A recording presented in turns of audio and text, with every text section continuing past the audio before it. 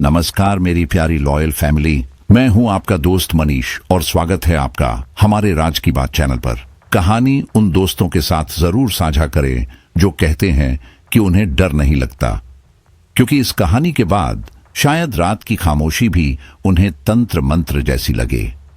कहानी शुरू होती है नागबेली गांव की उस रात से। ठंडी, भारी और अजीब तरह से जीवित लगने वाली रात। हवा इतनी स्थिर थी कि पत्ते तक नहीं हिल रहे थे।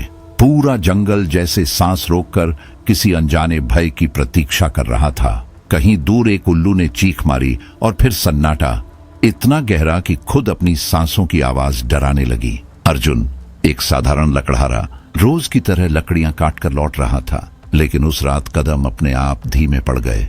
हवा में कुछ था, कुछ ऐसा जो उसे बार बार पीछे देखने पर मजबूर कर रहा था। जंगल की गहराई से एक हल्की नीली रोशनी झिलमिला रही थी, जैसे कोई दीपक बुझने से पहले आखिरी बार चमक उठा हो।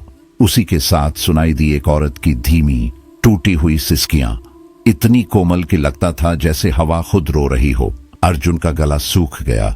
उसने चारों ओर देखा, कोई नहीं था, पर उसके कदम अपने आप उस दिशा में बढ़ने लगे।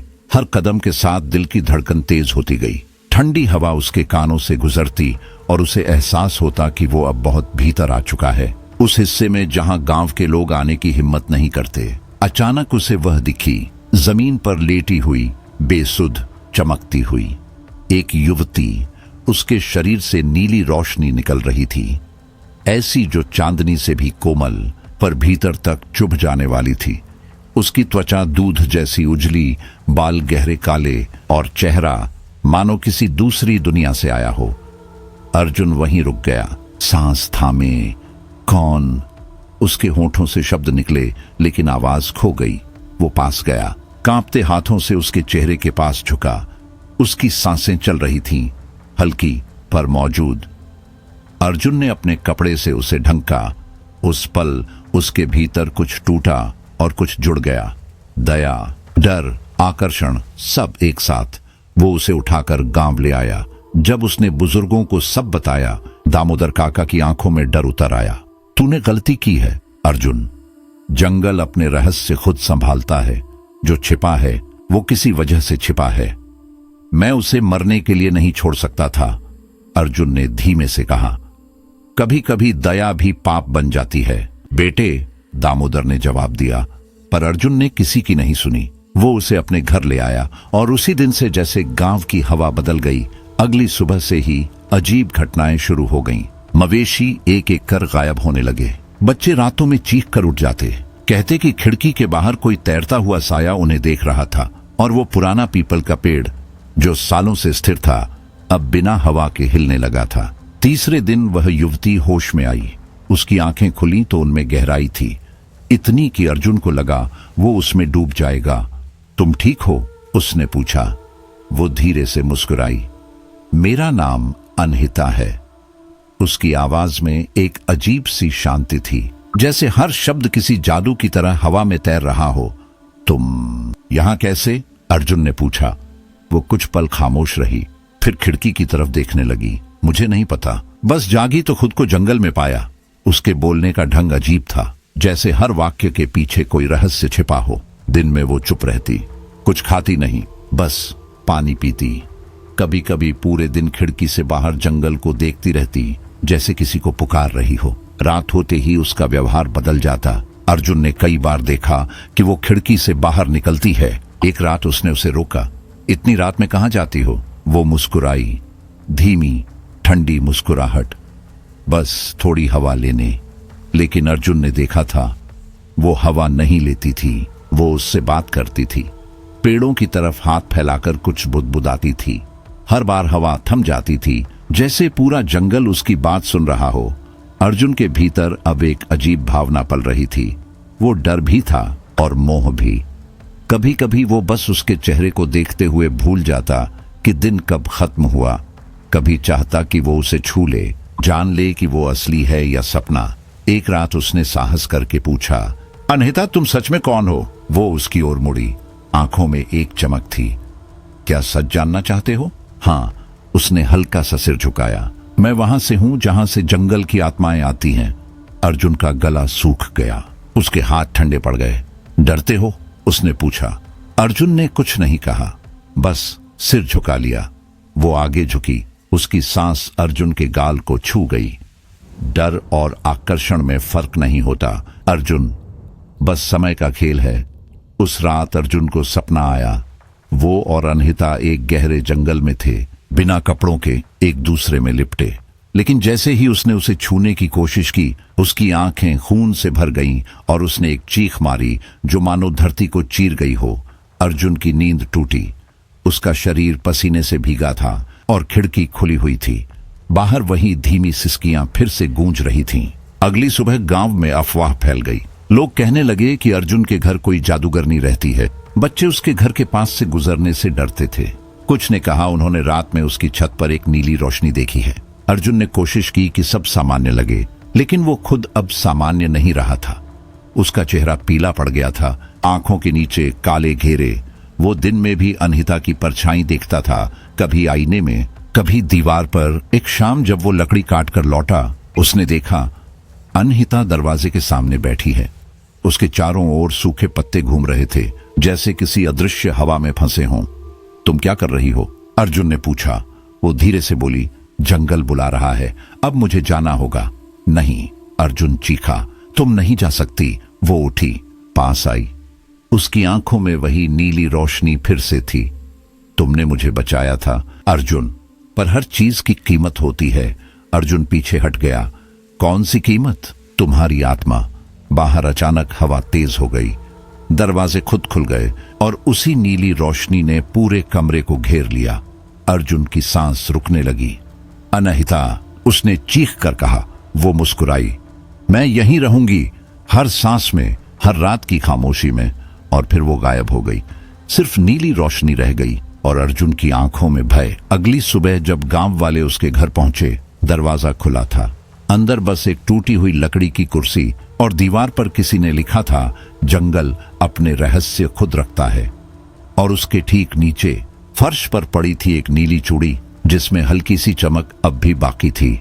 एक औरत ने एक दिन कहा कि उसने रात को अनहिता को आकाश में उड़ते देखा। वो कहती थी उसकी देह से नीली रोशनी निकल रही थी और उसके बाल हवा में ऐसे लहरा रहे थे जैसे किसी दूसरे लोक की हवा उन्हें छू रही हो। कुछ पुरुषों ने भी माना कि जब वो उसे देखते हैं तो उनके भीतर एक अजीब सी आग जल उठती है, एक ऐसी गर्मी जो लज्जा नहीं, वासना नहीं, बल्कि किसी अज्ञात शक्ति का निमंत्रण लगती थी। अर्जुन अब खुद नहीं समझ पा रहा था कि अनहिता उसका प्रेम थी, कोई भ्रम थी या एक अभिशाप। लेकिन वो यह जरूर जान गया था, अब उससे अलग होना संभव नहीं था। वो उसके भीतर समा चुकी थी, जैसे अंधेरी रात का एक रहस्य जिसे जितना जानो उतना ही और गहराता जाए। पर यह तो बस शुरुआत थी। अनहिता के आने के साथ नागबेली गांव की कहानी बदल गई थी।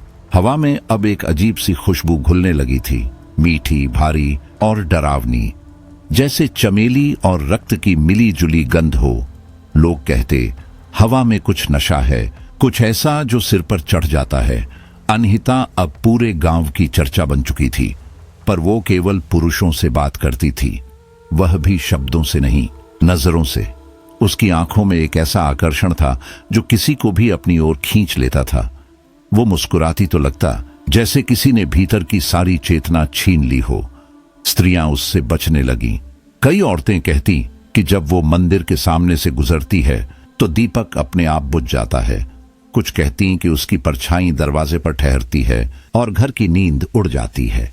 उन्हें उसकी उपस्थिति में बेचैनी, जलन और एक अनजाना डर महसूस होता। पुरुषों की हालत और भी विचित्र थी। कई विवाहित और जवान पुरुष रात को नींद में उठ जाते, बिना किसी होश के। उनके पैर अपने आप चल पड़ते, सीधा अनहिता के घर की दिशा में। सुबह जब आंख खुलती तो वे अपने खेतों या आंगन में पड़े मिलते। शरीर पर मिट्टी, सूखे पत्ते और कभी कभी गहरे खरोंचों के निशान होते, जैसे किसी ने भीतर तक छुआ हो। पर उन्हें कुछ याद नहीं रहता। वे बस कहते, सपना था, कोई बुला रहा था। अर्जुन अब पूरी तरह अनहिता की छाया में जीने लगा था। वो उसके हर इशारे को समझने की कोशिश करता, उसकी हर सांस सुनता। उसे लगता उसके बिना उसका अस्तित्व अधूरा है। वो अब आदमी नहीं, किसी सम्मोहन का कैदी बन चुका था। एक रात जब गांव गहरी नींद में था, अर्जुन के घर का दरवाजा धीमे से खुला। ठंडी हवा का झोंका भीतर आया और उसके साथ अनहिता। वो चांदनी में नहाई हुई थी। उसका शरीर नग्न था, मगर उसमें अश्लीलता नहीं थी। वो दृश्य इतना दिव्य था कि अर्जुन के शब्द गले में अटक गए। चांद की रोशनी उसकी देह पर ऐसे गिर रही थी जैसे किसी प्राचीन देवी की मूर्ति पर दीपक की लौ कांप रही हो। उसकी आंखों में न खुशी थी ना दुख, बस एक गहराई और एक निमंत्रण। अर्जुन के भीतर कुछ टूट गया। वो आगे बढ़ा और पहली बार उसने उसके होंठों को छुआ। वो स्पर्श किसी आग जैसा था जिसमें दोनों की आत्माएं जल उठीं। उस रात वे प्रेमी नहीं थे, वो दो शक्तियां थीं, एक मानव, एक परलोक की। उनका मिलन समय के बाहर हो रहा था, उस जगह जहां सांस लेना भी पाप लगता। अनहिता की सांसें मंत्रों जैसी थीं और अर्जुन की धड़कनें किसी प्राचीन ढोल की तरह गूंज रही थीं। चारों ओर हवा में धूप और खून की मिलीजुली गंध फैल गई थी। सुबह जब अर्जुन जागा, उसके सिरहाने बैठी अनहिता शांत थी।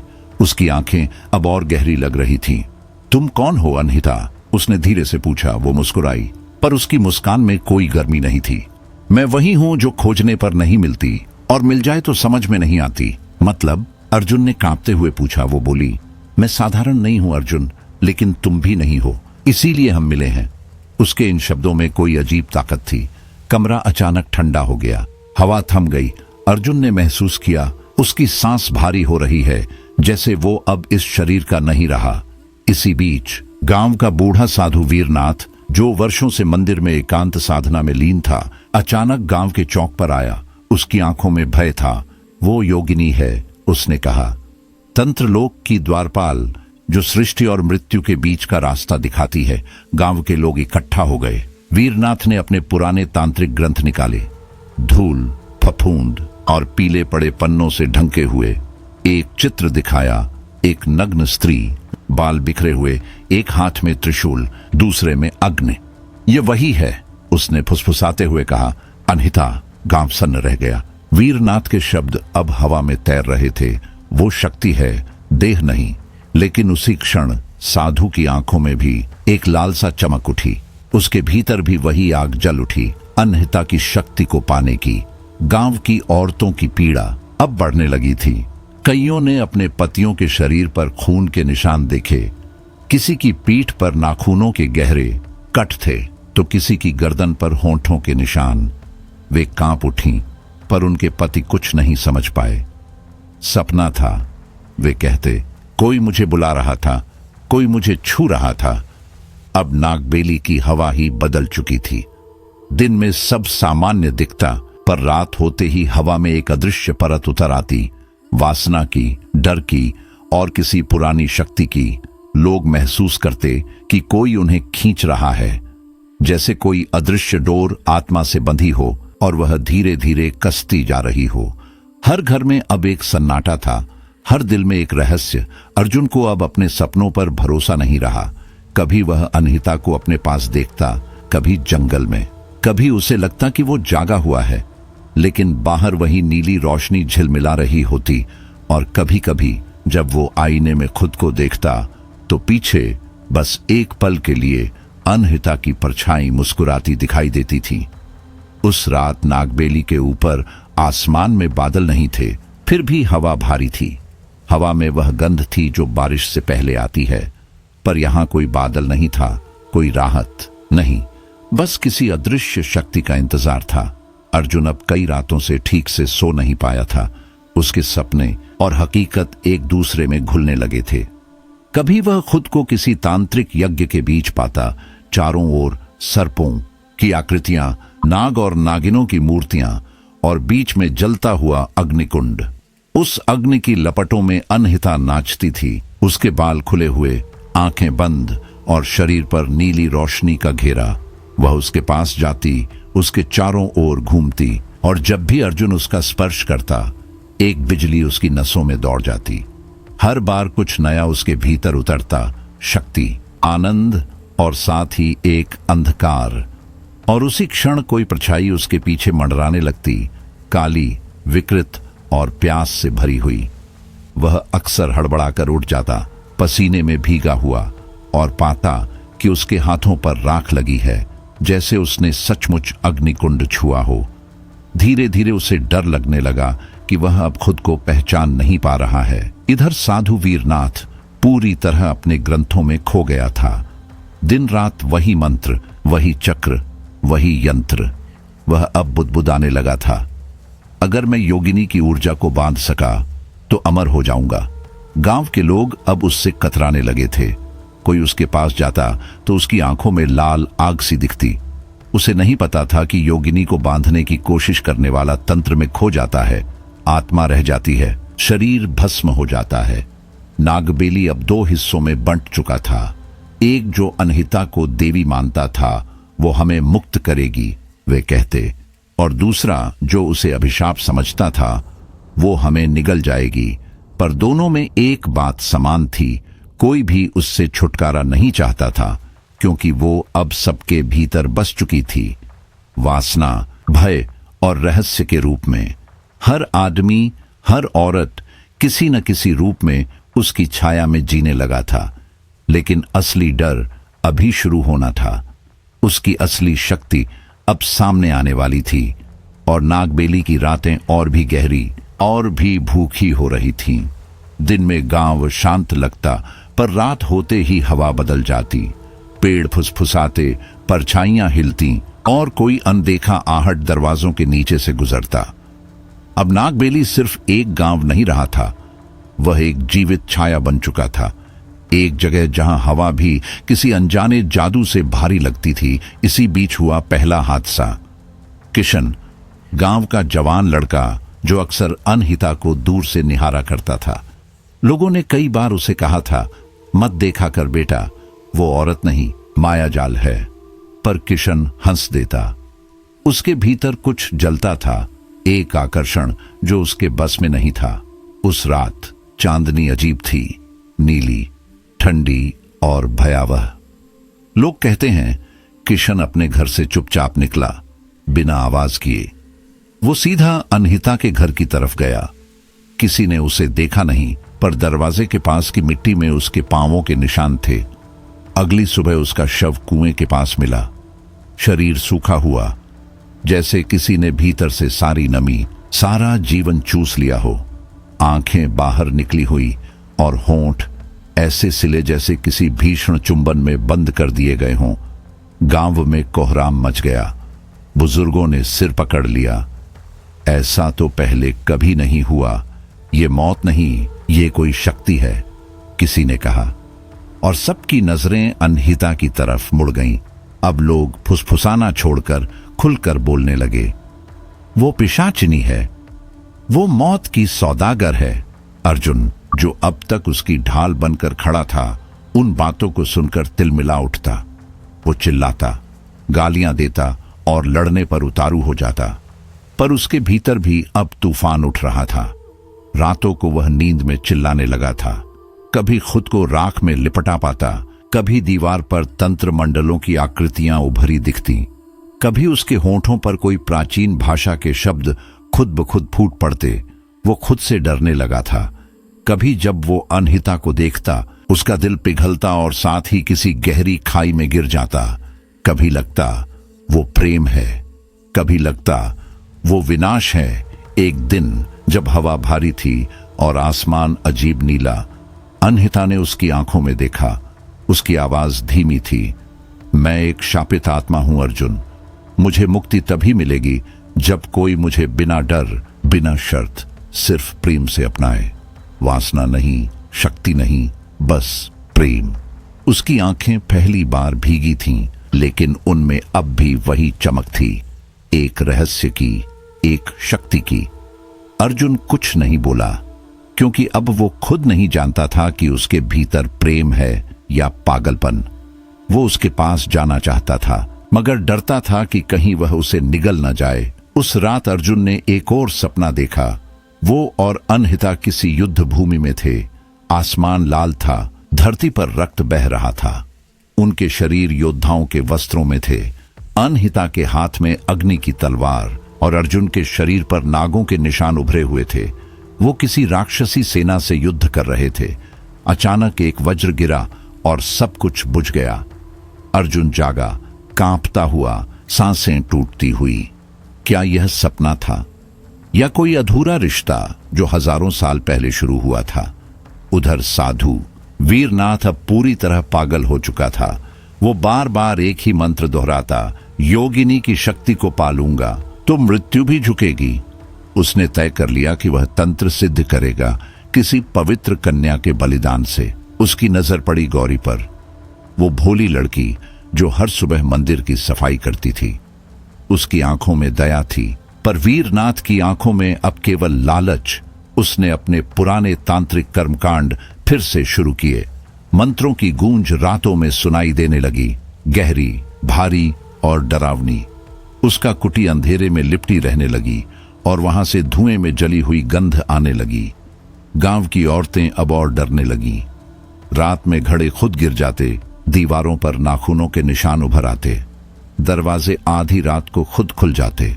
पुरुषों की आंखें अब पीली पड़ गई थीं, जैसे कोई लगातार उनकी रगों से जीवन चूस रहा हो। बच्चे माँ बाप के साथ ही सोते और दिन में भी बिना वजह कांपते। सूरज की रोशनी अब सुकून नहीं देती थी, वो भी किसी डर से फीकी लगने लगी थी। और फिर हुआ दूसरा हमला। राजू, गांव का दूसरा जवान जो कुछ दिनों से बीमार था, अचानक गायब हो गया। 2 दिन बाद उसकी लाश मंदिर के पीछे पुराने कुएं में मिली। शरीर का रंग नीला था, चेहरे पर वही भाव जैसे किसी अदृश्य शक्ति ने उसे चूमते हुए मौत दी हो। अब नागबेली सिर्फ डर में नहीं जी रहा था, वो खुद डर बन गया था। हर घर की दीवारें फुसफुसाती थीं और हर सपना उसी का चेहरा बन चुका था, अनहिता का, वो जो प्रेम भी थी और विनाश भी। राजू की लाश देखने के बाद नागबेली गांव का कोई भी व्यक्ति पहले जैसा नहीं रहा। शरीर सूखा हुआ, होठों पर वही रक्त जमा हुआ निशान, जैसे किसी मृत्यु चुंबन ने उसका जीवन खींच लिया हो। और उस दृश्य के साथ पूरे गांव पर मानो अंधकार उतर आया। लोग अनहिता के घर के बाहर इकट्ठा हो गए। टूटे हुए दीपक, फेंके हुए पत्थर और गुस्से से भरी आवाजें, उसे बाहर निकालो, वो राक्षसी है, वो मौत है। भीड़ का शोर आसमान फाड़ रहा था। अर्जुन ने दरवाजा खोला और सामने आ खड़ा हुआ। उसकी आंखें लाल थीं, नींद और भय से थकी हुई। जो भी मौत को देखे बिना उसका चेहरा पहचान ले, वह चिल्लाया, वो खुद सबसे अंधा है। कुछ पल के लिए भीड़ थम गई, लेकिन उसकी आवाज अब कमजोर लगने लगी थी, क्योंकि डर ने गांव की जड़ों में घर बना लिया था। अब तर्क की कोई जगह नहीं थी। अर्जुन जानता था कुछ बड़ा होने वाला है। कोई अदृश्य अंधकार अब अपनी अंतिम चाल चलने वाला है। अनहिता अब भी वैसी ही थी, शांत, गहरी और खामोश। उसकी आंखों में कोई डर नहीं था, कोई पश्चाताप नहीं, जैसे वह सब कुछ पहले से जानती हो, जैसे उसने सब स्वीकार कर लिया हो। मृत्यु भी उसकी चाल में अब और जादू था, उसकी मुस्कान में कोई चुपचाप कहर। अर्जुन को लगता था वो खुद जानती है कि यह सब खत्म होने वाला है, या शायद शुरू होने वाला है। नागबेली अब गांव नहीं, एक कर्म भूमि बन चुका था, जहां मोह, मृत्यु, प्रेम और तंत्र का संग्राम चल रहा था। और उस संग्राम का पहला बलिदान हो चुका था, लेकिन आखिरी नहीं। जंगल की छाया अब और गहरी हो चुकी थी। ऐसा लगता था जैसे धरती के नीचे कोई पुराना द्वार खुल गया हो, किसी प्राचीन शक्ति की गुफा। एक रात अर्जुन और अनहिता गांव की सीमाओं से दूर एक छिपी गुफा में पहुंचे। वहां पत्थर की दीवारों पर तंत्र मंडल खुदे हुए थे। मंडल की रेखाएं समय से भी पुरानी लगती थीं। ज्यों-ज्यों अनहिता आगे बढ़ी, रेखाएं चमकने लगीं, नीली, सुनहरी, फिर लाल। गुफा में एक अजीब गूंज उठी, जैसे कोई प्राचीन भाषा फिर से जन्म ले रही हो। अर्जुन की सांसें थम गईं। वो देखता रहा। अनहिता के होंठों पर मंत्र फूट रहे थे। आवाज में कोई सम्मोहन था जो हवा को जगा रहा था। और तभी हुआ उनका पहला शारीरिक और तांत्रिक मिलन। दोनों नग्न थे, पर उसमें कोई अश्लीलता नहीं थी। उनके शरीर नहीं, आत्माएं एक दूसरे में घुल रही थीं। अर्जुन ने महसूस किया उसके भीतर कोई नई शक्ति जाग रही है। एक प्रकाश जो वासना नहीं था बल्कि कुछ पवित्र, कुछ ऐसा जो जीवन और मृत्यु के बीच की रेखा मिटा देता था। हर स्पर्श एक मंत्र बन गया, हर सांस एक यज्ञ की तरह गूंज उठी। अर्जुन की दृष्टि धुंधली होने लगी और तभी उसकी आंखों के सामने पिछले जन्मों की झलकियां उभरी। वो खुद को एक तांत्रिक योद्धा के रूप में देख रहा था। उसके हाथ में नागों से बना त्रिशूल था और उसके बगल में अनहिता खड़ी थी, आग की तलवार लिए, उसी रूप में, उसी आंखों के साथ। वो दोनों किसी राक्षसी सेना से युद्ध कर रहे थे। नाग देवताओं के प्रतीक, मंत्र और अग्नि के गोले चारों ओर घूम रहे थे। फिर अचानक एक वज्र गिरा और सब कुछ अंधकार में समा गया। अर्जुन की आंखें खुली। वो कांप रहा था, पर उसकी आत्मा में कुछ स्थिर हो गया था, जैसे उसने किसी पुराने बंधन को फिर से पहचान लिया हो। उधर वीरनाथ ने खबर सुनी कि योगिनी की शक्ति मुक्त हो रही है। उसके चेहरे पर भय और लोभ दोनों एक साथ उतर आए। अगर अनहिता पूर्ण मुक्त हो गई तो उसकी सारी साधना व्यर्थ हो जाएगी। वो जानता था अब समय खत्म हो रहा है। उसने निश्चय किया कि वो अंतिम अनुष्ठान करेगा, एक ऐसा अनुष्ठान जिसमें अनहिता को बंद किया जाएगा और उसकी शक्ति चुराई जाएगी। वो गांव के कुछ पुरुषों को अपने तंत्र में फंसा चुका था। वासनात्मक अनुष्ठान, काम और मृत्यु का मिश्रण। उसकी आवाज रात के सन्नाटे में गूंजने लगी। शक्ति का वरण होगा, मृत्यु झुकेगी। गांव के ऊपर अजीब हलचल थी। पुरुष और स्त्रियां दोनों एक अजीब खिंचाव महसूस करने लगे, जैसे किसी अदृश्य हाथ ने उनके मनों को पकड़ लिया हो। हवा में एक मीठा डर घुल गया था और उसी डर में एक इच्छा। गुफा में अनहिता ने सब महसूस किया। उसकी आंखें बंद हो गईं। वो इसे बुला रहा है, उसने फुसफुसाया। कौन? अर्जुन ने पूछा। वो जिसने मृत्यु को साधना समझ लिया है, उसने कहा। अब युद्ध शुरू होगा। अर्जुन ने उसका हाथ पकड़ा। मैं तुम्हारी रक्षा करूंगा, चाहे कीमत कुछ भी हो। अनहिता ने उसकी ओर देखा। उसकी आंखों में अब प्रेम और आग दोनों थे। प्रेम अगर सच्चा है अर्जुन, तो डर खत्म हो जाएगा। अगर डर रहा तो सब खत्म हो जाएगा। गुफा में रोशनी बदलने लगी। मंडल की रेखाएं अब नाच रही थीं। हवा कांप रही थी। अर्जुन को महसूस हुआ अब उनका मिलन सिर्फ प्रेम नहीं रहा, वो एक यज्ञ बन चुका है, जहां प्रेम, तंत्र, आत्मा और मृत्यु एक हो रहे थे। पर वीरनाथ अब अपने आखिरी कदम पर था। वो काम के बल पर शक्ति को बांधना चाहता था। वो भूल गया था कि योगिनी को बंधन नहीं सहना आता और अब नागबेली का हर घर, हर सांस उस युद्ध का हिस्सा बनने वाला था जो प्रेम और लोभ के बीच शुरू हो चुका था। उस रात अर्जुन को अपने घर की छत के पुराने कोने में कुछ चमकता दिखा। वहां एक जीर्ण शीर्ण ग्रंथ पड़ा था। पन्ने टेढ़े मेढ़े पर जीवित लग रहे थे, जैसे सांस ले रहे हों। उसने उसे खोला। पहले पन्ने पर लिखा था अनहिता।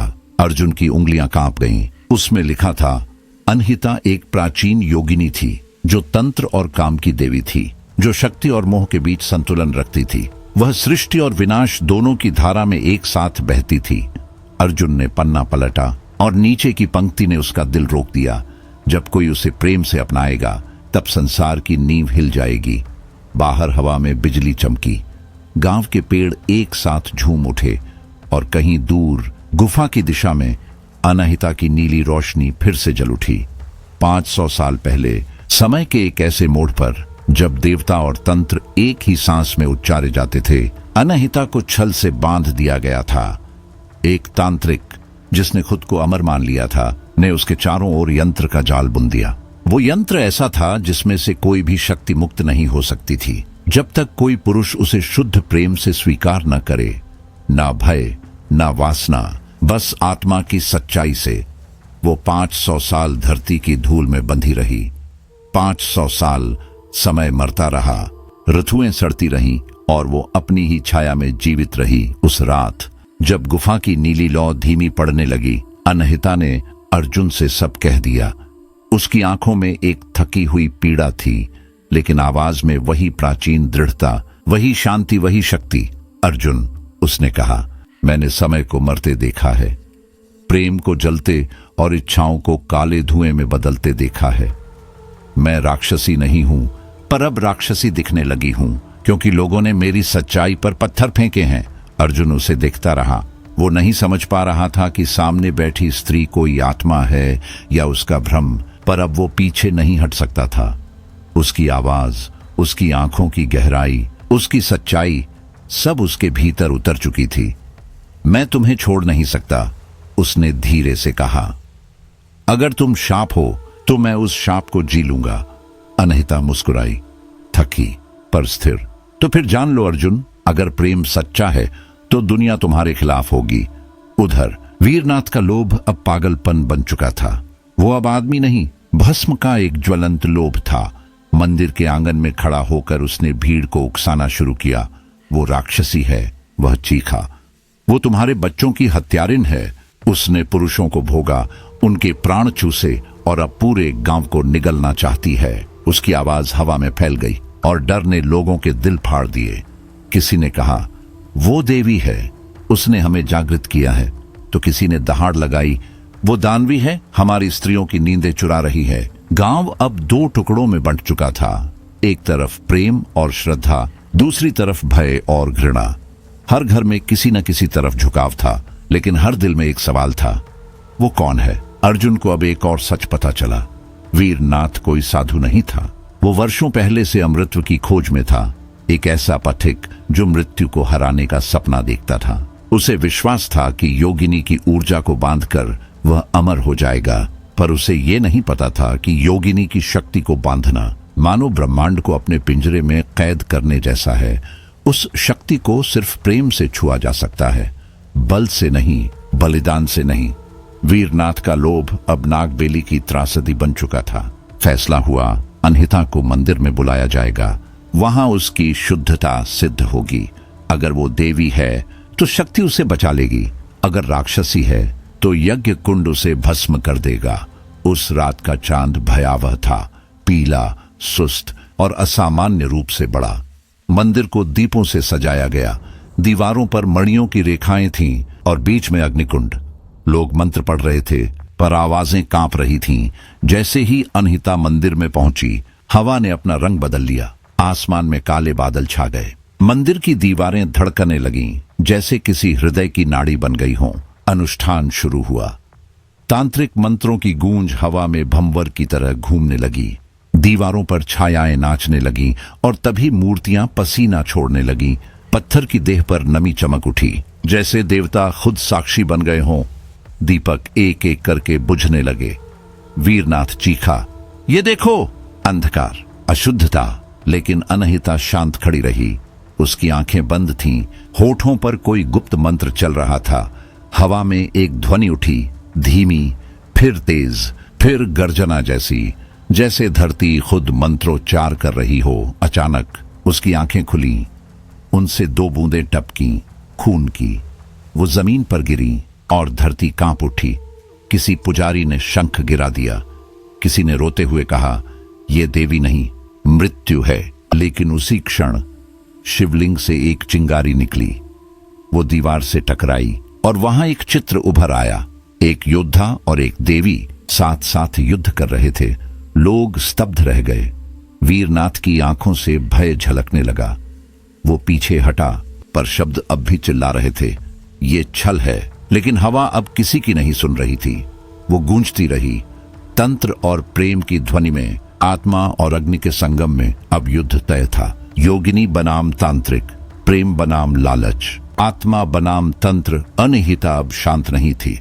उसकी आंखों में वह नीली आग फिर से जल उठी। अर्जुन ने उसका हाथ थाम लिया। अब वो सिर्फ प्रेमी नहीं था, वो उसका रक्षक था, उसका तांत्रिक योद्धा। मंदिर की भूमि युद्ध भूमि बन चुकी थी और इस बार किसी एक का अंत निश्चित था। नागबेली अब अपने आपे में नहीं था। हर कोने में वासना, भय और पागलपन की लहर दौड़ रही थी।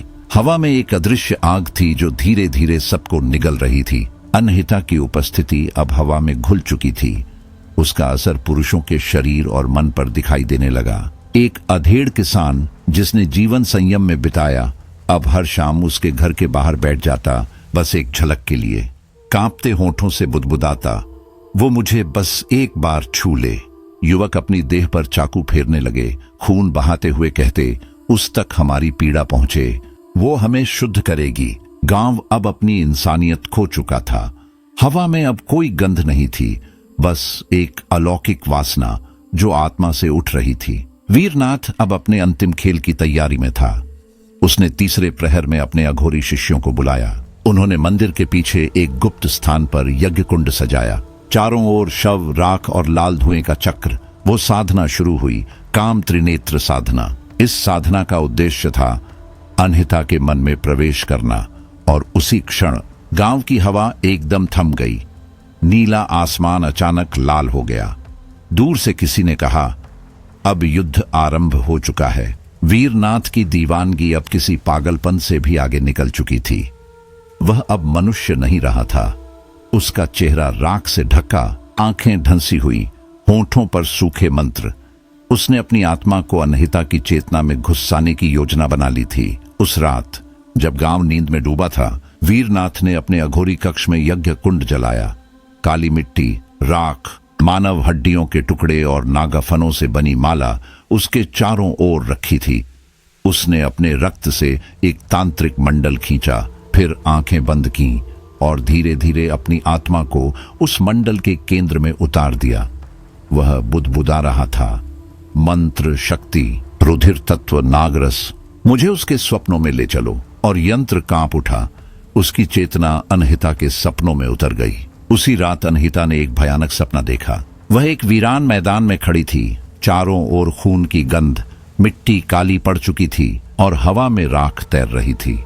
उसके सामने अर्जुन की लाश पड़ी थी, चेहरा शांत पर आंखें खुली हुई, जैसे वो आखिरी बार उसे देखना चाहता हो। अनहिता के हाथ में त्रिशूल था, जिसकी नोक से ताजा खून टपक रहा था। उसने नीचे देखा, उसका ही हाथ था जिसने यह वार किया था। वो चीख उठी। उसकी चीख इतनी भयानक थी कि गुफा की दीवारें तक कांप उठीं।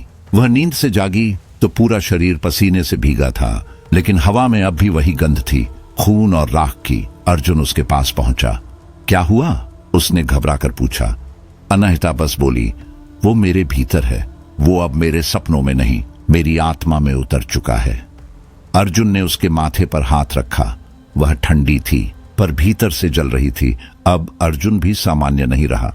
दिन में वो वही प्रेमी, वही रक्षक था, पर रात होते ही उसके भीतर कुछ उतरता, कुछ अजनबी, कुछ भयावह। वो खुद से अनजान हो जाता। कई बार उसने खुद को वीरनाथ के जैसे वस्त्रों में देखा, राख से सना हुआ, किसी तांत्रिक मंडल के बीच खड़ा, और उसके चारों ओर सर्प रेंग रहे थे। एक रात तो उसने देखा कि उसकी हथेलियों पर खून लगा है और दीवार पर किसी ने तंत्र मंत्र लिखा है, अपने ही खून से। सुबह आंख खुली तो देखा वह सब हकीकत थी। मंत्र वहां थे, साफ, ताजे, जीवित। उसे याद नहीं था कि उसने यह कब किया। अब सपनों और वास्तविकता के बीच की रेखा पूरी तरह मिट चुकी थी। वीरनाथ की तंत्र शक्ति उसकी चेतना में सेंध लगा चुकी थी। गांव की औरतें अब पूरी तरह डर में जीने लगी थीं। उनके पति बदल चुके थे। किसी की आंखों में अब कोई पहचान नहीं बची थी। कोई चुपचाप अनहिता के चित्र बनाता तो कोई अपने बच्चों के नाम भूल जाता। कुछ स्त्रियों ने मिलकर तय किया, उसे मारना होगा। उनकी आंखों में अब डर नहीं, प्रतिशोध था। वह हमारे पति नहीं छीन रही, एक ने कहा, वह हमारी आत्मा चूस रही है। और उसी रात जब हवा ठंडी थी और कुत्ते अजीब तरह से रो रहे थे, गांव में एक और भयावह घटना हुई। एक युवती जिसकी उम्र मुश्किल से 19 होगी, नग्न अवस्था में सड़क पर भागती दिखी। उसके बाल बिखरे हुए थे, शरीर पर गहरे खरोंच और आंखों में पागलपन की लकीरें। वह चिल्ला रही थी, वो मेरे भीतर घुस गई है। वो अब मुझसे बोले बिना भी सोचती है। गांव की गलियों में सन्नाटा पसर गया। किसी ने उसे चादर से ढका, किसी ने सिर झुका लिया, किसी ने बस कांपते हुए कहा, अब यह सब कहां रुकेगा। अब नागबेली दो हिस्सों में बंट चुका था। एक हिस्सा उसे देवी मानता था, प्रेम, शक्ति और तंत्र की रक्षक। दूसरा उसे दानवी, वासना और मृत्यु का रूप। पर सच्चाई यह थी कि दोनों ही सही थे। अनहिता अब स्वयं एक युद्ध क्षेत्र बन चुकी थी। उसके भीतर दो स्वर गूंज रहे थे, देवी का और दानवी का। वह खुद से लड़ रही थी, अपने अतीत से, अपने प्रेम से और उस पिशाचिनी शक्ति से जो वीरनाथ के तंत्र के जरिए धीरे धीरे उसकी आत्मा को निगल रही थी। अर्जुन अब प्रेमी नहीं, योद्धा था, पर उसे खुद नहीं पता था कि वह किससे लड़ रहा है, वीरनाथ से या अनहिता के भीतर के उस रूप से जो अब जागने ही वाला था। गांव के ऊपर अब सिर्फ अंधेरा नहीं था, हवा में वासना का तांडव था, जिसमें आत्माएं तड़प रही थीं, शरीर कांप रहे थे और दूर पहाड़ियों से किसी आने वाले रक्तपात की गंध धीरे धीरे गांव में उतर रही थी। युद्ध अब बस एक चिंगारी दूर था। नागबेली की घड़ी उस मोड़ पर पहुंच चुकी थी जहां हवा में सिर्फ मृत्यु की सांसें थीं। वीरनाथ ने अपने अंतिम अनुष्ठान के लिए सबसे भयावह रात चुनी, काल रात्रि। शास्त्र कहते हैं उस रात ब्रह्मांड की सारी क्रियात्मक शक्तियां सो जाती हैं और केवल विनाश जागता है। वह रात उतर आई। वीरनाथ ने गांव के 2 युवक अगवा कर लिए, विनीत और अभय। दोनों की आंखों में डर की गहराई थी, जैसे उन्होंने पहले ही देख लिया हो कि उनका अंत कैसा होगा। उन्हें मंदिर के नीचे की गुफा में ले जाया गया, जहां वीरनाथ ने महीनों पहले कामचक्र यंत्र स्थापित किया था। वही यंत्र जो योगिनी की चेतना को कैद करने की शक्ति रखता था। लेकिन तभी जब रक्त से उसका बलिदान पूरा किया जाए, उसने दोनों को तंत्र मंडल के बीच बांध दिया। हवा भारी हो गई, धुएं में खून की गंध थी। जब अर्जुन को इसकी खबर मिली, वह गुस्से और डर में गुफा की ओर दौड़ा। वह वीरनाथ के अघोरी शिष्यों से भिड़ गया। उनके मंत्रों और खंजरों से जूझते हुए विनीत को किसी तरह मुक्त कर लिया, लेकिन तब तक बहुत देर हो चुकी थी। अभय का रक्त पहले ही यंत्र में प्रवाहित हो चुका था। उसकी चीख गुफा की दीवारों में समा गई और उसी क्षण धरती हिल गई। मंदिर के नीचे से एक भयानक कंपन उठा। दीवारें कांपने लगीं। काली चिपचिपी हवा ऊपर उठी, जैसे किसी पुराने अभिशाप की सांसें फिर जीवित हो गई हों। आकाश लाल हो गया, सूरज छिप गया। हवाएं ऐसे चलने लगीं जैसे कोई मृतात्मा दौड़ रही हो।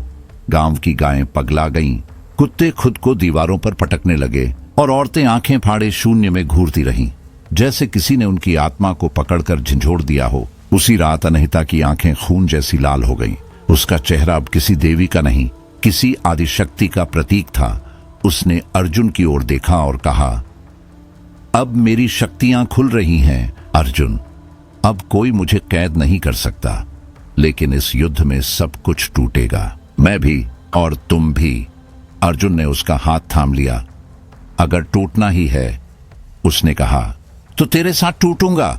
गुफा के बाहर आकाश दहक उठा, वज्र गिरे, बिजली चीखी और नागबेली की मिट्टी ने पहली बार रक्त और प्रेम की एक साथ गंध ली। अर्जुन ने उसकी बात पूरी तन्मयता से सुनी, पर अब पीछे हटना असंभव था। वह जान चुका था कि उनका संबंध अब केवल प्रेम या देह तक सीमित नहीं रहा।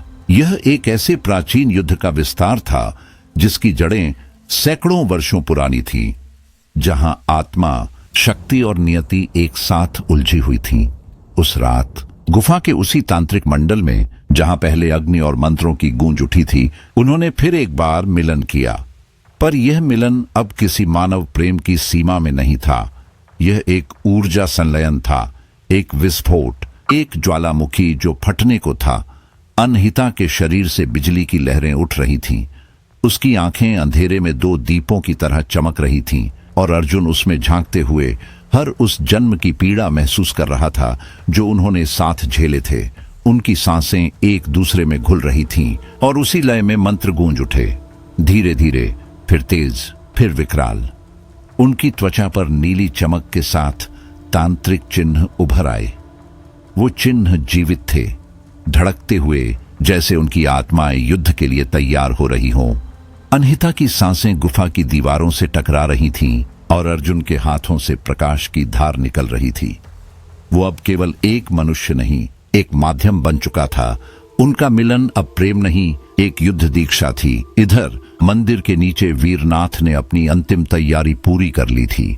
उसने कामचक्र यंत्र को सक्रिय कर दिया।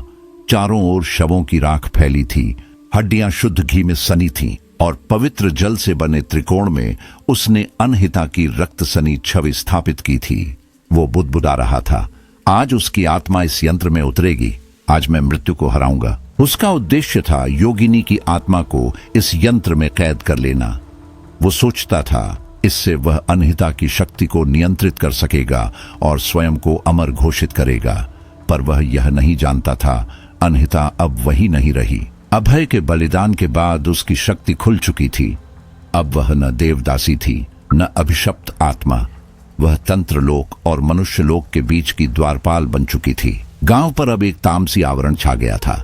हवा में मृत्यु की गंध तैरने लगी थी। हर घर में रात को कोई न कोई दीवारों पर चढ़ जाता, कोई कुएं में कूद जाता, कोई खुद को पेड़ों से लटका लेता। लोग अब नाम नहीं लेते थे, बस फुसफुसाते, तंत्र जाग गया है, अब कोई नहीं बचेगा। अर्जुन अब पूरी तरह अनहिता के साथ खड़ा था। दोनों को समझ में आ चुका था कि यह युद्ध केवल वीरनाथ से नहीं है, यह युद्ध उस अंधकार से है जो हर जीव के भीतर वासना और भय के रूप में छिपा है। वे अब केवल प्रेमी और प्रेमिका नहीं रहे, वे शक्ति और संकल्प बन चुके थे। अब जो होना था वह अंतिम था। बलि दी जा चुकी थी, तंत्र जाग चुका था और नागबेली अब महाकाल की दहलीज पर खड़ा था। अगली रात जब आकाश काले धुएं से भर गया, अनहिता ने अर्जुन का हाथ थामा और उसे एक छिपी हुई गुफा की ओर ले गई। रास्ता लंबा और खतरनाक था। दीवारों पर रहस्यमयी रेखाएं चमक रही थीं। हर कदम पर तापमान गिर रहा था और हवा की गंध बदबू में बदल रही थी। गुफा के भीतर प्रवेश करते ही अर्जुन ने देखा दीवारों में आत्माओं की आकृतियां जमी थीं। उनके चेहरे दर्द से विकृत, आंखें खुली हुई, जैसे किसी ने मृत्यु के क्षण में रोक दिया हो। कुछ शरीर अधूरे थे, अधझले, अधूरे और फिर भी जीवित। वो दीवारों में सांस ले रहे थे। अनहिता का चेहरा अब धुंधला पड़ने लगा था। उसकी आंखों में असीम गहराई थी और आवाज में थकान और अनंत का संगम। यही वो जगह है, उसने धीरे से कहा। यहां मैं तंत्रलोक और मनुष्यलोक के बीच की द्वारपाल हूं, पर मेरा प्रेम ही मेरी सजा बन गया। 500 साल पहले एक दक्ष तांत्रिक ने मुझे छल से बांध लिया था। तब से मैं अपनी शक्ति और अपने प्रेम के बीच झूल रही हूं। न पूर्ण मुक्त हो सकी, न पूर्ण समर्पित। अर्जुन खामोश रहा। वह सुनता रहा। हर शब्द उसके भीतर उतर रहा था, जैसे किसी घाव पर धीमे धीमे नमक गिराया जा रहा हो। अर्जुन, उसने कहा, मैं अब इस युद्ध को खत्म करना चाहती हूं। या तो मैं मुक्त हो जाऊं या हमेशा के लिए नष्ट। उसकी आंखों में एक अजीब चमक थी, प्रेम, पीड़ा और विनाश की त्रिवेणी। गुफा की दीवारों पर जब प्राचीन स्मृतियां घुलने लगीं, दोनों फिर एक बार एक दूसरे की ओर झुके। यह मिलन अलग था, पवित्र भी, कामुक भी, मानसिक भी, तीनों का संगम। जैसे ही अर्जुन ने अनहिता को छुआ, उसके शरीर से प्रकाश निकलने लगा। वो प्रकाश अर्जुन की त्वचा से गुजरा और उसकी आत्मा में समा गया। अर्जुन की आंखें चमक उठी। वह खुद को पहले से कहीं अधिक शक्तिशाली महसूस कर रहा था। उसके भीतर एक नई ऊर्जा जन्म ले चुकी थी। वो केवल प्रेम नहीं था, वो शक्ति थी, रक्षा की, युद्ध की। लेकिन तभी जैसे गुफा की दीवारें सांस ले रही हों, प्रवेश द्वार पर एक परछाई उभरी। वीरनाथ काले वस्त्रों में लिपटा, आंखों में चमक और होठों पर मुस्कान जो भय पैदा करती थी। वो पहले से भी ज्यादा तंत्र बल से भरा हुआ था। उसकी आंखों में पागलपन था, एक पवित्र और पिशाचिनी मिश्रण। वो बोला, तुम दोनों अब समय से आगे बढ़ गए हो, पर याद रखना, अगली पूर्णिमा तक तुम्हारे पास केवल 2 रास्ते हैं। या तो योगिनी बच जाएगी या पूरा नागबेली गांव राख बन जाएगा। उसकी आवाज हवा में गूंजती रही, जैसे कोई शाप, कोई भविष्यवाणी। अनहिता और अर्जुन बस खड़े रहे, मौन, पर भीतर तूफान उठ चुका था। गुफा का अंधकार अब जीवित था। वो उनके चारों ओर घूम रहा था, फुसफुसा रहा था, प्रेम या विनाश, चुन लो। और उस क्षण नागबेली की धरती ने सांस रोक ली। हर पत्ता, हर दीवार, हर आत्मा उस युद्ध की प्रतीक्षा कर रही थी जो तय था। अब पीछे कुछ भी नहीं बचा था, कोई बीच का रास्ता नहीं बचा था। गुफा के द्वार पर हवा ने हल्की सरसराहट की, जैसे स्वयं समय ने उन्हें चेतावनी दी हो कि अब यह अंतिम संकेत है। पूर्णिमा आने वाली थी और देवी व दानवी के बीच की लड़ाई तय थी। अब कोई राह नहीं थी जो भागने की अनुमति देती। यह प्रेम और तंत्र का संग्राम था, जहां हार का अर्थ केवल मृत्यु नहीं बल्कि आत्मा का लोप था। नागबेली अब एक गांव नहीं रहा, वह वीरनाथ के रचे हुए तंत्र जाल में फंसा एक जीवित भूल भुलैया बन चुका था, जहां हर चेहरा मुखौटा था, हर शब्द में छल और हर सांस में जहर। वीरनाथ ने अपने यज्ञ कुंड के चारों ओर अदृश्य शक्ति फैला दी थी। उसने गांव के पुरुषों को तंत्र के जाल में उलझा लिया। रातों को आधी रात के तांत्रिक अनुष्ठान होते, नग्न नृत्य, काम साधना, रक्तमंडल जहां देह और आत्मा के बीच की हर सीमा मिटाई जाती थी।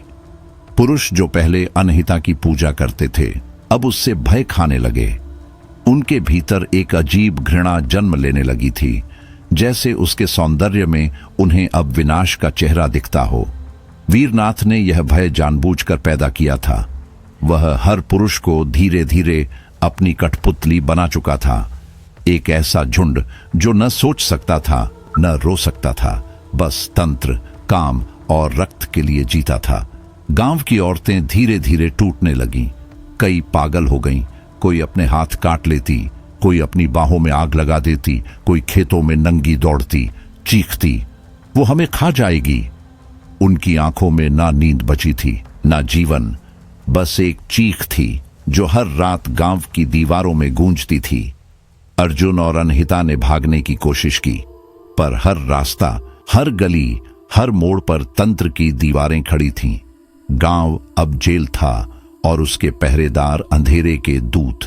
वीरनाथ ने मंदिर के पास नग्न मूर्तियां बना रखी थीं। तांत्रिक मंत्रों से वे मूर्तियां जीवित हो उठीं।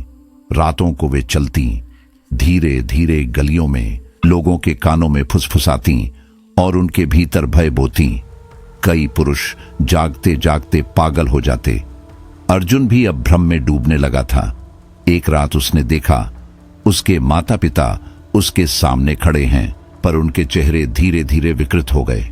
उनकी आंखों में पिशाचिनी चमक थी। अगले ही पल उसकी मां ने उसकी गर्दन पकड़ ली। वह चीखा, सब कुछ ओझल हो गया। जब होश आया तो देखा वह अकेला था। कोई नहीं, बस धूप की राख और उसके अपने नाखूनों के निशान। अनहिता ने उसे चेताया, अब से किसी दृश्य पर भरोसा मत करना। हर छाया, हर चेहरा दुश्मन हो सकता है। यह मायाजाल है अर्जुन। यहां प्रेम भी भ्रम बन जाता है। उसके शब्द हवा में घुल गए, पर अर्जुन के भीतर भय ने जड़ें जमा ली।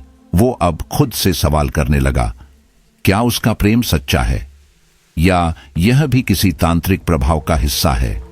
वह डरने लगा कि कहीं वह अनहिता से प्रेम नहीं, बल्कि उसकी शक्ति के प्रभाव से बंधा तो नहीं। उसके सपनों में अब प्रेम नहीं, धुंध थी। आंखें खोलने पर भी धुंध वही रहती। वीरनाथ ने उसी डर का फायदा उठाया। वह मंदिर की सीढ़ियों पर खड़ा हुआ और पूरे गांव में घोषणा की, अब शक्ति का न्याय होगा। या तो योगिनी बलिदान बनेगी या उसकी शक्ति प्रसाद बनकर हमें मुक्त करेगी। लोगों में उन्माद फैल गया। कुछ हंसने लगे, कुछ रोने। कोई चिल्ला रहा था, देवी है। कोई फुसफुसाया, दानवी है। हवा भारी हो गई थी, जैसे गांव की आत्मा अपने ही अंदर कुचली जा रही हो। अर्जुन पहली बार सचमुच डर गया। वो सोचने लगा, क्या मैंने सच में उससे प्रेम किया था या सिर्फ उसकी शक्ति की लौ में जलता रहा? उस रात वह अकेले लेटा रहा। उसकी सांसों में खटास थी, दिल में जलन, आंखों में अंधेरा। वह खुद में खो गया। बाहर से आवाजें आती, किसी के रोने की, किसी के मंत्रों की। उसने आंखें बंद की और देखा, दीवारों पर तांत्रिक मंडल तैर रहे हैं। अनहिता की परछाई उसके पास आ रही है, धीरे, पर वह उसे छू नहीं पाता।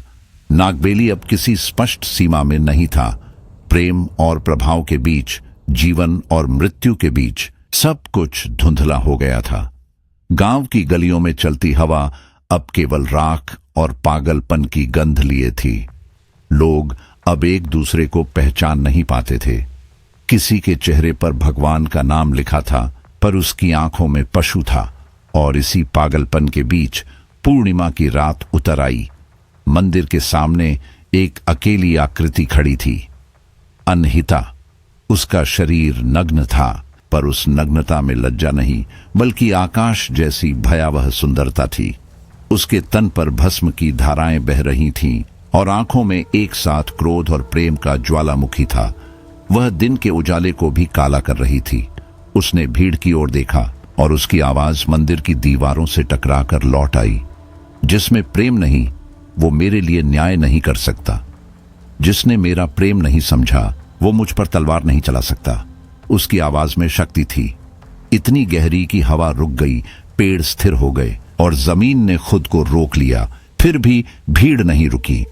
उनकी आंखों में भय था, पर भय के पीछे घृणा थी और घृणा के पीछे एक झूठी पवित्रता। वीरनाथ सबसे आगे था।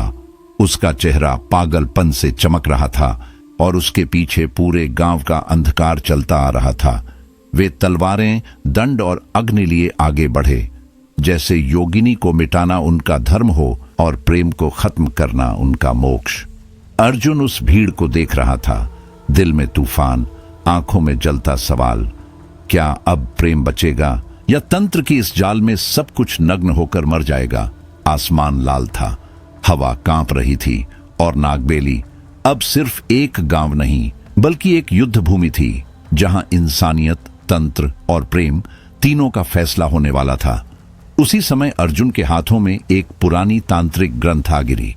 धूल, राख और समय के बोझ से झुकी हुई वह किताब अचानक उसके सीने से टकराई, जैसे किसी अदृश्य शक्ति ने उसे वहीं गिराने का आदेश दिया हो। पन्नों के बीच एक ही पंक्ति स्पष्ट थी, जैसे अंधकार में चमकता कोई अग्नि शब्द, यदि कोई पुरुष योगिनी का पूर्ण प्रेम पाले तो वह स्वयं देवता बन सकता है। अर्जुन के हाथ कांप उठे। स्याही में गंध थी, लोहे और रक्त की। वाक्य ने उसके भीतर कुछ तोड़ दिया, कुछ जगा दिया। देवता, वह बुदबुदाया और अगले ही पल उसकी सांस रुक गई। वह दौड़ पड़ा, पत्थरों पर पांव फिसलते, शाखाओं से टकराते हुए, माथे से बहता पसीना और आंखों में डर और संकल्प का मिश्रण। उसका दिल धड़क नहीं रहा था, धक धक आ रहा था, जैसे मृत्यु का ढोल। वह जानता था अगर देर हुई तो सब कुछ खत्म हो जाएगा। जब वह मंदिर पहुंचा, अनुष्ठान शुरू हो चुका था। चारों ओर रक्त से सना तांत्रिक मंडल था। मंत्रों की गड़गड़ाहट हवा को चीर रही थी।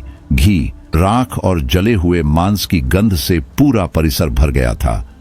अग्निकुंड से काली लपटें उठ रही थीं, जिनके बीच वीरनाथ खड़ा था, भस्म से लिपटा, आंखों में ज्वाला, उसकी जुबान पर रक्त मंत्र बह रहे थे। मंदिर अब युद्ध भूमि बन चुका था। हर छाया जीवित थी, हर हवा बोल रही थी। अनहिता यंत्र की परिधि में थी, उसकी आत्मा जूझ रही थी, बंधनों को तोड़ने की कोशिश में। उसका हर श्वास हवा में बिजली पैदा कर रहा था। वीरनाथ उसके चारों ओर मंत्र फेंक रहा था। बांधिनी नमः, मोहिनी नमः, चक्र श्रृंखलाय नमः। उसकी आवाज में वह पागलपन था जो किसी मनुष्य में नहीं होता। अर्जुन ने देखा, अनीता की देह हवा में झूल रही थी, आधे रूप में रुद्र का भय, आधे में कामिनी की मोहक छाया। उसकी आंखों से चक्राकार ऊर्जा निकल रही थी जो दीवारों को पिघला रही थी। उसका हर आंदोलन हवा को झुलसा देता। वह अब योगिनी नहीं, एक आदिशक्ति थी। आधा रूप जलता हुआ अग्नि, आधा ममत्व से भरा अमृत। मंदिर में सब कुछ थरथरा उठा। अर्जुन ने देखा, देवी और दानवी का संगम उसके सामने खड़ा है। प्रेम और मृत्यु अब एक हो चुके थे। वह आगे बढ़ा, पर उसके कदमों के नीचे राख गर्म हो गई। हवा में एक ही सवाल था, क्या यह प्रेम है या उसका अंत? वीरनाथ ने चिल्लाया, अब देख अर्जुन, मैं उस योगिनी को कैद करूंगा और उसकी शक्ति से अमर हो जाऊंगा। उसने अग्निकुंड में काले मंत्र छोड़े। हवा में चमक उठी, लपटें, हड्डियां, राख और आकृतियां। मंत्र गूंजे, काम सिद्ध्याय नमः, मृत्युजयाय नमः। अनहिता चीख उठी। उसकी चीख में पीड़ा नहीं, प्रतिशोध था। उसके बाल हवा में फैल गए। उसके शरीर से प्रकाश फूट पड़ा, जैसे 100 सूरज एक साथ फट पड़े हों। हर दिशा में चमक फैल गई। अर्जुन ने अपने कानों को ढक लिया, पर उसका दिल उस गूंज को पी रहा था। वह उसकी ओर भागा और जैसे ही उसने उसका हाथ थामा, उसकी आत्मा जलने लगी, अंदर से, बाहर से, पर उसने हाथ नहीं छोड़ा। अनाहिता की आंखों में भय था, पर उसमें प्रेम भी था। वो प्रेम जो अब मानव नहीं रह गया था। वह चिल्लाई, पीछे हटो अर्जुन, यह युद्ध है, तुम्हारे लिए नहीं। वह बोला, अगर यह प्रेम तुम्हें नष्ट करेगा तो मैं भी उसी में मरना चाहता हूं। वीरनाथ ने जोर से हंसी भरी आवाज में मंत्र फेंका, वासना तत्व जागृत हो। तुरंत हवा का रंग बदल गया। अनहिता की आंखें लाल हो गईं, उसका शरीर कांपा। और वह भीतर से टूटने लगी। उसकी आंखों में संघर्ष था, देवी बनाम दानवी, प्रेम बनाम इच्छा। वह खुद को थाम नहीं पा रही थी। अर्जुन ने महसूस किया उसकी ऊर्जा अब कमजोर हो रही है। वह गिरने लगी तो उसने दोनों हाथ फैलाकर उसे थामा। उस पल अर्जुन की आत्मा ने प्रार्थना की, हे शक्ति, मुझे उसे बचाने की ताकत दे। उसके भीतर एक दीप जला। उसने आंखें बंद की और अनहिता की आत्मा में प्रवेश किया। वह अब ध्यान की अवस्था में था, जहां प्रेम और तंत्र मिलते हैं। दोनों की आत्माएं आपस में विलीन हो गईं। अर्जुन ने महसूस किया कि उसकी देह में नई शक्ति जन्म ले रही है। हड्डियां पिघल रही थीं, नसें रोशनी से भर रही थीं। उसका हृदय अब धड़कता नहीं, गूंजता था। वह अब केवल मनुष्य नहीं रहा, वह प्रेम की ढाल बन चुका था। अनहिता की आंखों में अब शांति थी। उसने कहा, तुमने मुझे पाया अर्जुन, अब मैं बंधन से मुक्त हूं। मगर वीरनाथ अभी जिंदा था। वह गरजा, तुम सोचते हो प्रेम तुम्हें बचा लेगा? मेरा तंत्र तुम्हारे प्रेम को निगल जाएगा। उसने अपनी अंतिम चाल चली। अघोरी अनुष्ठान, अशुभ संभोग। गांव की पागल औरतें जिन्हें उसने तंत्र से बांध रखा था, अब उसके चारों ओर खड़ी थीं। उनके शरीर घायल थे, आंखें शून्य। उनकी आत्माएं वीरनाथ की शक्ति में विलीन हो रही थीं। मंत्र गूंजे, काममय शक्त्यै नमः, रक्त सिद्ध्यै नमः। पूरा मंदिर हिल उठा, दीवारें फटने लगीं, शिवलिंग कांप उठा। अर्जुन और अनहिता ने एक दूसरे को देखा, समझ गए यही क्षण है। उन्होंने एक साथ आंखें बंद की। अर्जुन ने कहा, अगर प्रेम देवत्व है तो यही मेरी तपस्या है। उनके हाथ जुड़े और उसी क्षण एक विस्फोट हुआ, प्रकाश का, ऊर्जा का, क्रोध का। वीरनाथ की चीख मंदिर की छत से टकराई और पूरा गांव उस आवाज से भर गया। जब धुंध छंटी, मंदिर का स्थान राख में बदल चुका था। वीरनाथ का कोई निशान नहीं था, केवल एक दीवार पर उभरा चिन्ह, एक त्रिशूल और एक हृदय एक साथ जले हुए। और उसी राख के बीच अर्जुन और अनहिता एक दूसरे की बाहों में लेटे थे। शरीर नहीं, सिर्फ प्रकाश। नागबेली अब शांत था, पर हवा में अब भी गंध थी, रक्त की नहीं, प्रेम की राख की। और ग्रंथ की अंतिम पंक्ति अब स्पष्ट थी, जिसने योगिनी का पूर्ण प्रेम पाया वह देवता नहीं बना, बल्कि स्वयं प्रेम का तंत्र बन गया। अनेकता ने अपनी सीमाओं को पार कर दी थी। उसके भीतर जो शक्ति सदियों से दबाई गई थी, वह अब रोकने योग्य नहीं रही। एक ही क्षण में उसने सारी ऊर्जा उगल दी। एक चिंगारी उठी और पूरे यज्ञ कुंड को निगल गई। धधकती अग्नि, गूंजते मंत्र, बहता रक्त, सब एक साथ राख बनकर हवा में विलीन हो गए। मंदिर की दीवारें फट गईं, छायाएं चिल्लाईं, फिर बुझ गईं। हवा कांपी और फिर सब शांत हो गया। केवल अनहिता के आंसुओं की आवाज रह गई। वे आंसू प्रेम के थे, पर उनमें शक्ति की तीव्रता भी थी। वो गिर पड़ी, उसके शरीर से खून की बूंदें झरने लगीं, और जैसे ही वे मंदिर की ठंडी पत्थर की जमीन पर गिरी, उनसे चक्र बन गया, घूमता हुआ, लाल चमकता हुआ, मानो जीवित हो। उसका रूप अब किसी देवी का नहीं था, न ही किसी दानवी का। वह उस आत्मा का प्रतिबिंब थी जिसने प्रेम की ढाल से शक्ति की तलवार तक का सफर तय किया था। अर्जुन उसके पास भागा, घुटनों के बल गिर पड़ा, उसके माथे से खून पोंछने की कोशिश की, पर उसकी आंखों में अब एक अनजानी चमक थी। वह मुस्कुरा रही थी, जैसे अपने अंत में भी किसी सच्चाई को पा चुकी हो। अर्जुन झुक गया, सिर उसके चरणों पर रख दिया, जैसे कोई योद्धा अपनी धर्मभूमि पर वीरगति से पहले नतमस्तक होता है। बाहर का गांव अब खामोश था।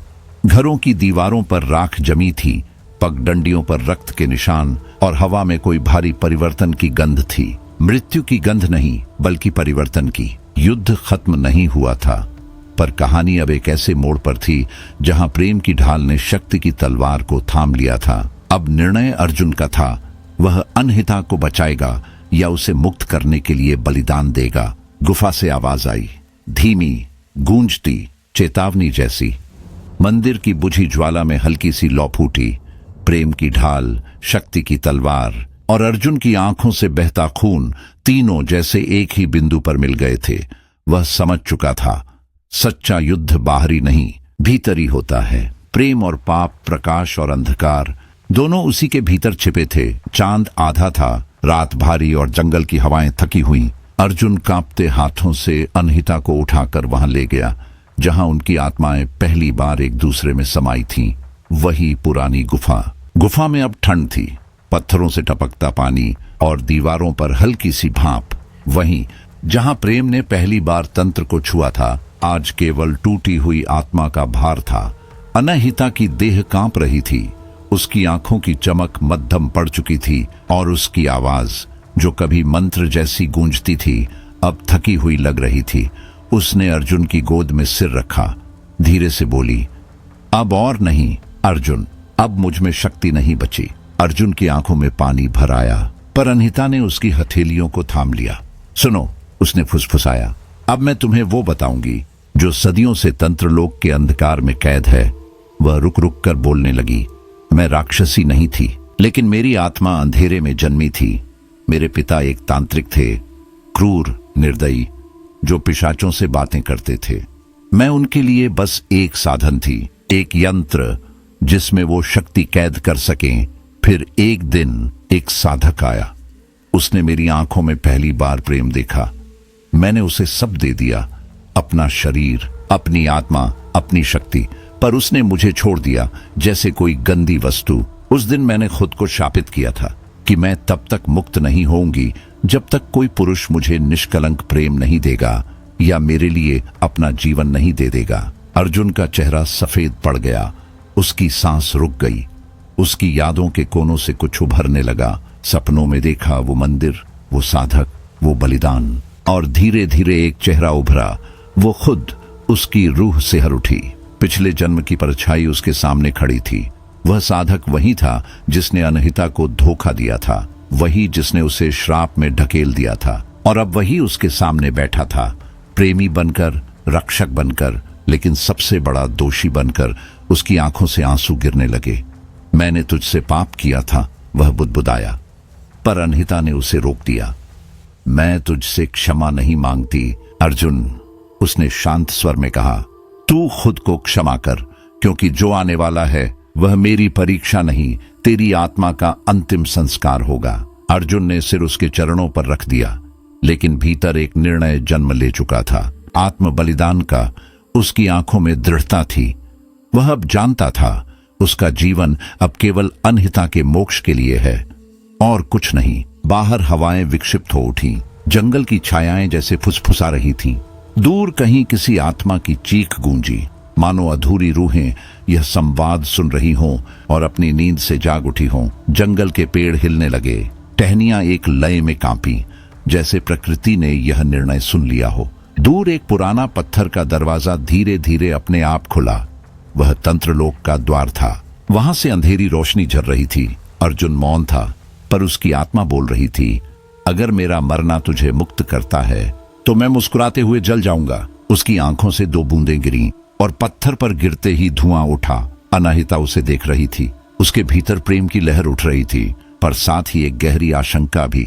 वह बोली, मैं अब रुक नहीं सकती अर्जुन, जो आने वाला है उसमें या तो मैं मरूंगी या सब कुछ। बाहर आकाश में वज्र चमका, धरती कांपी, तंत्र लोक खुल चुका था और वीरनाथ ने अपना आखिरी खेल शुरू कर दिया था। अगली रात जब रक्तचंद्र उगने वाला था, अनहिता ने धीरे से कहा, जब वह निकलेगा अर्जुन, या तो मुझे निगल जाएगा या मेरी शक्ति से डरकर खुद भस्म हो जाएगा। गुफा की दीवारें कांप उठीं, धरती के भीतर कहीं गूंज उठी एक अनदेखी धड़कन, मानो स्वयं प्रकृति ने उसकी यह भविष्यवाणी सुन ली हो।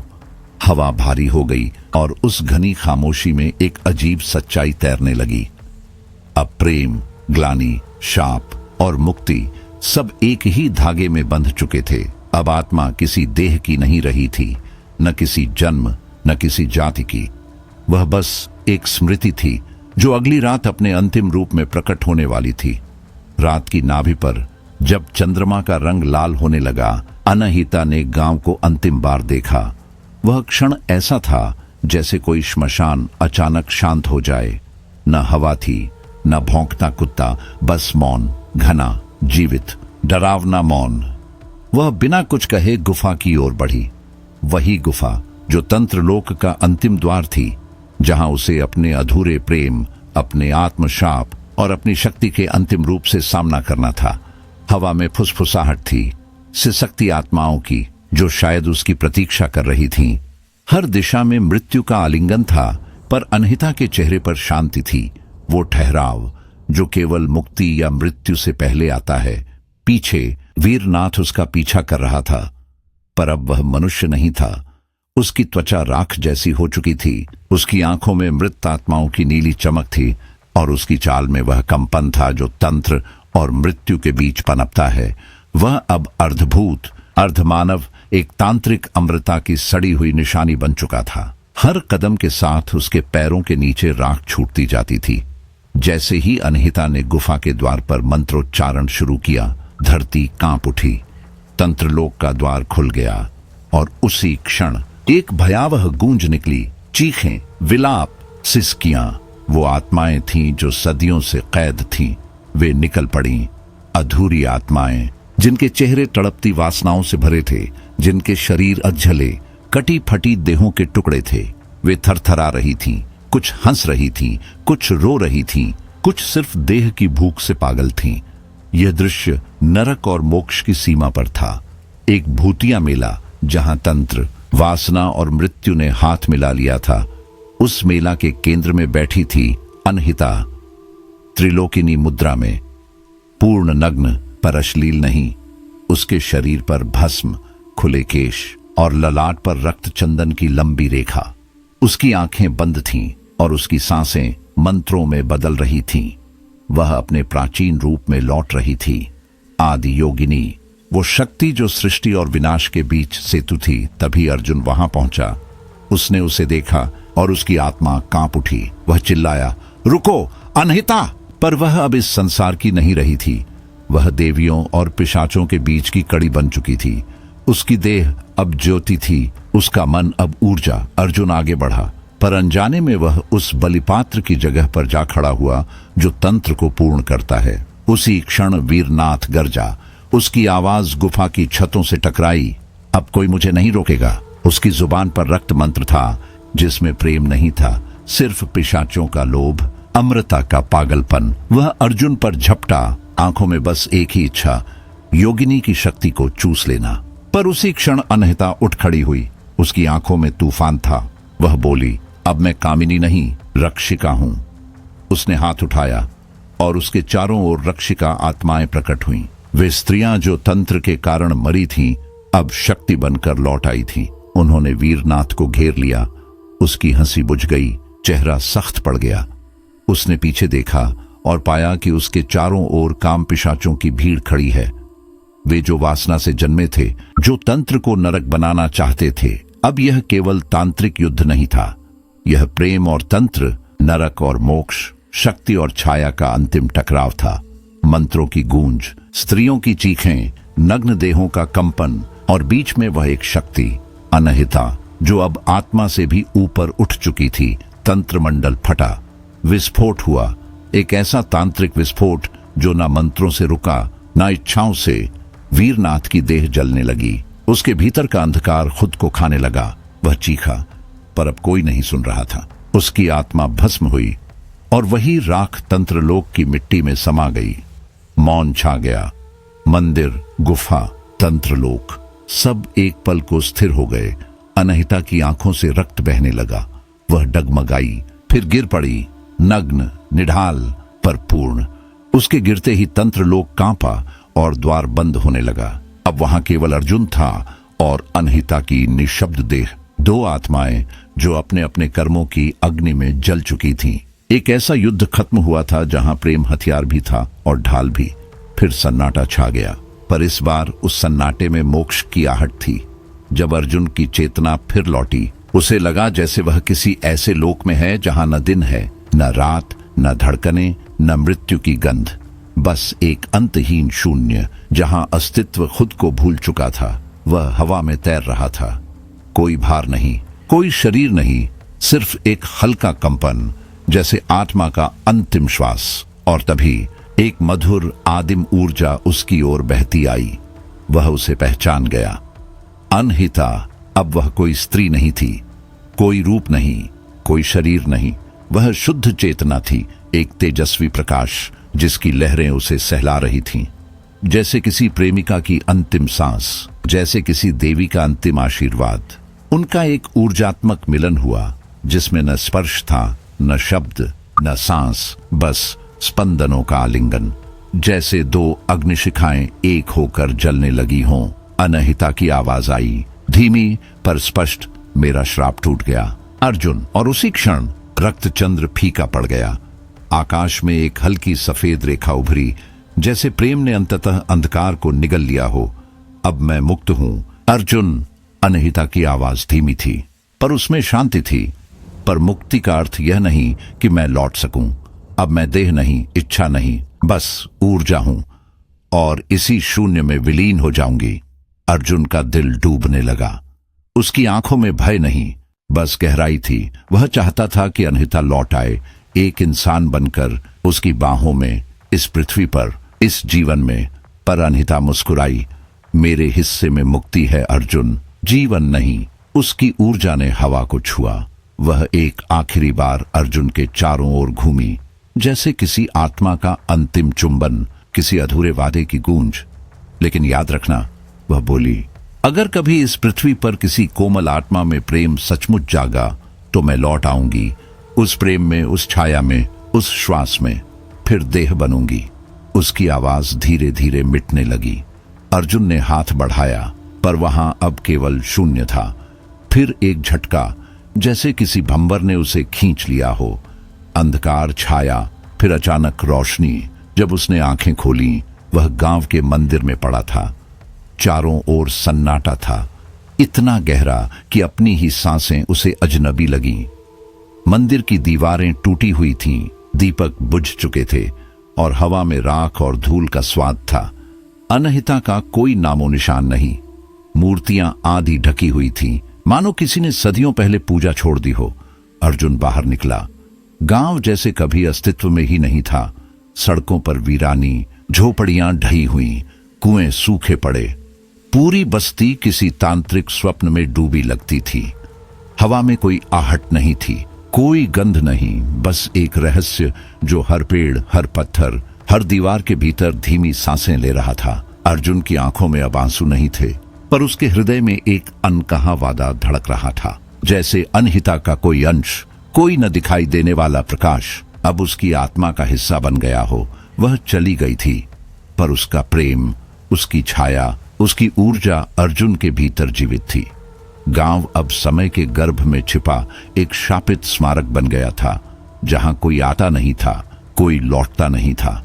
बस हवा में एक कथा तैरती थी, एक योगिनी की जो प्रेम में मुक्ति पा गई। 10 वर्षों बाद अर्जुन अब किसी और लोक का वासी लगता था।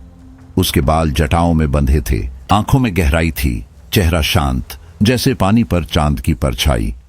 वह पहाड़ियों के बीच एक आश्रम में रहता था, एकाकी, स्थिर और मौन। उसका जीवन अब मंत्रों और ध्यान के बीच बहता था, पर भीतर कहीं एक कंपन बाकी था, एक नाम जो हवा में कभी कभी फुसफुसाता था, अनहिता। कभी कभी वह ध्यान में बैठते हुए उसकी परछाई महसूस करता, उसकी गंध, उसकी ऊर्जा, जैसे कोई अधूरी सांस अब भी उसके चारों ओर मंडरा रही हो। एक दिन संध्या के समय, जब सूरज पहाड़ियों के पीछे उतर रहा था और रोशनी सुनहरी धूल बनकर बिखर रही थी, आश्रम के द्वार पर वह आई। एक युवती, गहरे रंग के वस्त्रों में, शांत आंखें और चेहरे पर वह वही सौम्य मुस्कान जो अर्जुन ने सदियों पहले उस गुफा में देखी थी। तुम? अर्जुन की आवाज हल्की कांपी। वह मुस्कुराई।